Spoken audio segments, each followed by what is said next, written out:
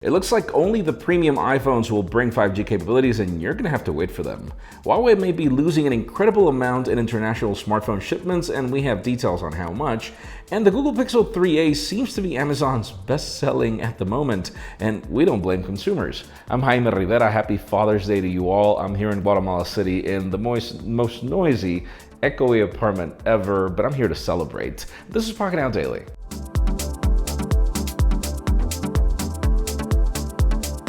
The official news today begin with the deals that keep on coming. Man, I love Amazon being an Apple retailer. This is so cool. We use MacBook Pros for our video editing, and right now these are $199 off if you go for the 15-inch variant, $149 if you go for the 13-inch. Just to give you an idea, obviously if you go for the maxed out variant, depending on that, it's a discount.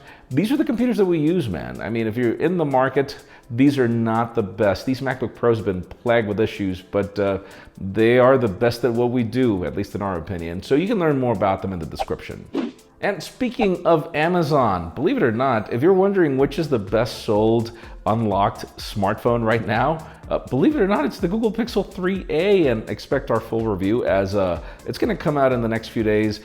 I have no problem in recommending this phone. It is a really good phone for its price. It's debunked or pretty much thrown off the shelf devices from Samsung and Blue that were even less expensive. You get a great camera, great software experience. The build is good enough. I mean, you can learn more about it in the description as well. I have no problem. I've been enjoying that phone a lot. Now let's move the spotlight over to the Samsung Galaxy Note 10, as I've been really looking forward to this phone, but I've been skeptical about things like the loss of the headphone jack and everything. Today we have some case leaks, and once case makers get the phone, we pretty much match them with the renders and see what matches and what doesn't. Right now we're pretty much sure that this phone is not bringing a headphone jack, which is sad. And then we've got that vertical camera array that looks a ton like the Huawei P30 Pro. I would love to know what you guys think about this phone in the comments. I mean, I'm really disappointed. Unless Samsung is like, oh yeah, sure, here's a pair of Galaxy Buds in the box, then that would probably make me be like, all right, fine, because I love the Galaxy Buds. But other than that, if I'm just getting another USB-C pair of headphones, I am not interested. We'll see what we get in the end. Now let's talk about iOS 13 beta, which is pretty much iPad OS 13 beta, and also the new Mac OS, Catalina, and even the new TV OS. All these have just reached beta 2. The reason why we're covering this, even though we rarely do, is because we have the advantage that once things reach beta 3, they go public, in most cases. I'm not guaranteeing this, but for those of you that want to give it a try and not have to deal with the bugs, or at least not the major bugs that you get in the first 2 betas, expect it coming very soon, probably a week away from now. And the thing about it is, now we've got some enhancements in the file system for iOS. We see that there are new lighting options for portrait mode, in addition to other changes in performance enhancements that we've been waiting for. I cannot wait to try that iPad OS particularly. So stay tuned. We will be covering whenever that public beta comes out. I will definitely work on a video for that. And now let's talk about Huawei. We've been covering everything that's been happening with the company for the last couple of weeks, and I find it funny whenever people call us fanboys or whatever. The main reason why we're covering the news is because there are 350 million units out there.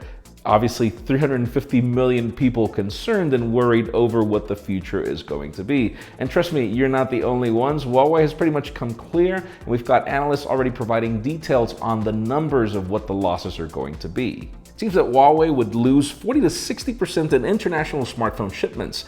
The Honor 20 will be the device used to test how the market behaves this month. However, the report has some conflicting numbers, because later on we have mentions of 40 to 60 million in losses. But then on the other hand, we've got CNN claiming up to 30 billion in losses, which matches more what that 40 to 60% range should be. So yes, obviously Huawei is not celebrating. They've got a lot on their hands over what the future might be.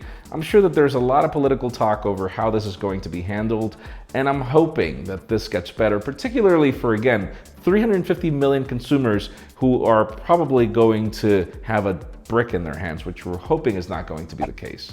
And then finally, the hottest news today have to do with the next generation iPhones.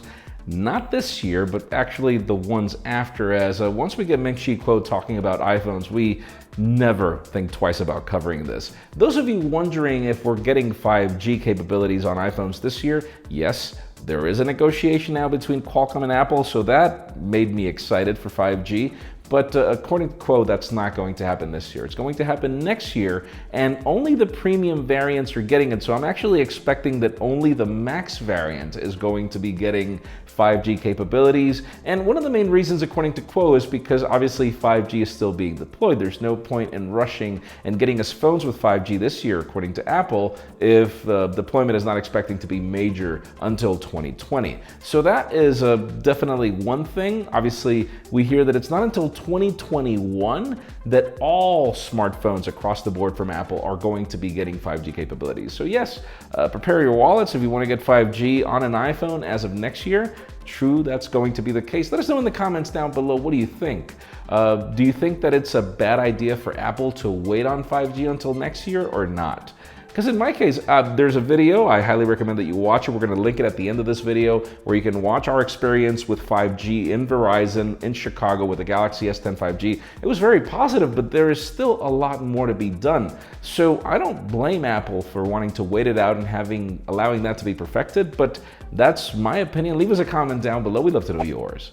Friends, again, if you want to get the news earlier, follow us on Pocketnow.com and subscribe to both our channels, English and Spanish, for more videos like this one. You can also follow me on my social media handles in case you want to see some weird running photos. And obviously, our extended coverage happens at our Instagram. Please give this video a thumbs up if you like what you saw. I'm Jaime Rivera. Thanks so much for watching. We'll see you tomorrow. Wow.